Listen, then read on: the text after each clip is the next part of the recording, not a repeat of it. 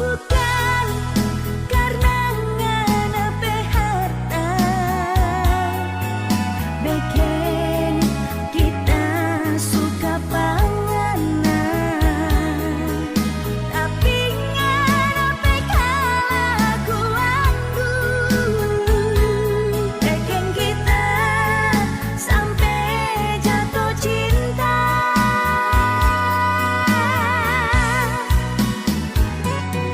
Mas sekarang anak sabarobah, so nyanda rupa dulu lagi.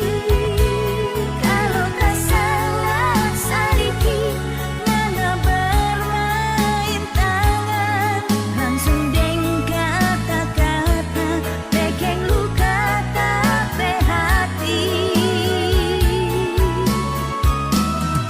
So cukup kita bertahan deng semua yang ngana bikin. Orang tuang yang marah rela menderita, hidup sama deng boneka, cuma jadi pajangan di dalam rumah. Cuma